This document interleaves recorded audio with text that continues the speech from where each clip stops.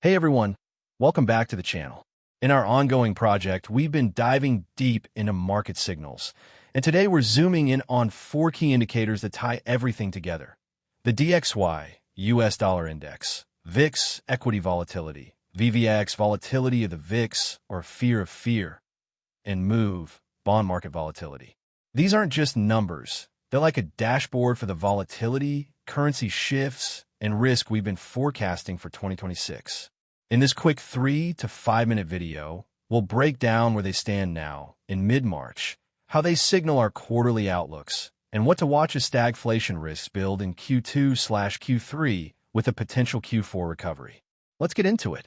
First, the DXY, the US dollar index. Right now, it's hovering around 102 to 103, down from highs above 105 earlier this year, reflecting ongoing weakness amid Fed easing expectations and global shifts.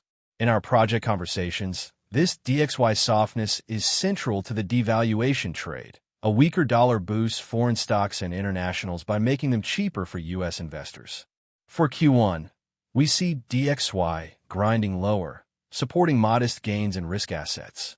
But in Q2 and Q3, as stagflation kicks in, slowing growth plus sticky inflation, the new Fed chair's dilemma, cutting rates despite persistent prices, could pressure the dollar further down to 98 to 100 levels. That amplifies upside for EM and foreign equities, but also fuels volatility if inflation ticks up. By Q4, a stabilization or slight rebound in DXY could come with recovery. But our base case keeps it weak overall, favoring diversification beyond U.S. assets. Next, the VIX, the fear gauge for equities. It's currently around 2022, up from teens last month, signaling rising chop as AI hype faces scrutiny and rotations accelerate. Our project has highlighted VIX spikes during below 80H grinds, those periods where markets consolidate 85 to 93% of the time. In Q1, expect VIX to fluctuate in the 18 to 25 range amid data like jobs or CPI. Q2 and Q3 stagflation could push VIX higher into 25 to 35 territory, especially around the Fed chair transition in May+. That's when our 20% correction base case, post-chair arrival but pre-Q4, could trigger, echoing Tom Lee's warnings of pullbacks as buying ops. In Q4, VIX should ease back to teens if recovery takes hold, but watch for spikes if Iran drags on, betting odds rising to 60 to 78% resolution by May/June. Now, VVIX, the volatility of the VIX itself, measuring fear of fear. It's elevated at 110 to 120 now, showing traders are bracing for bigger VIX swings. In the project, VVIX surges signal regime changes, like the quad 4/3 shifts we're forecasting. Q1, VVIX stays choppy but contained. Q2/Q3, expect spikes to 130 to 150 as stagflation and the Fed dilemma, how to cut with sticky inflation.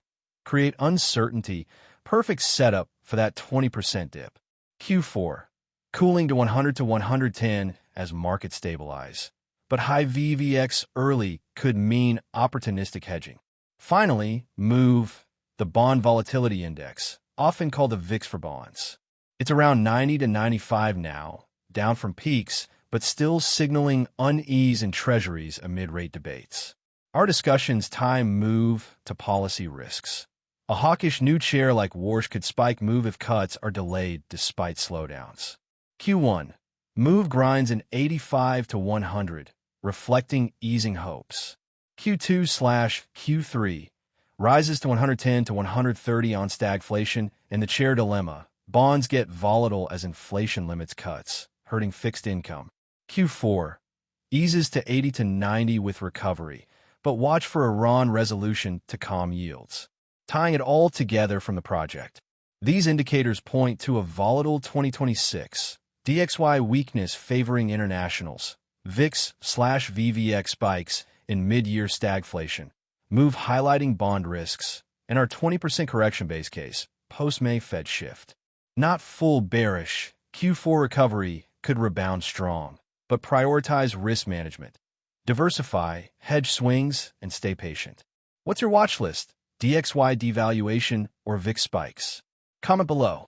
Like if this breakdown helped, subscribe for more project updates, and hit the bell.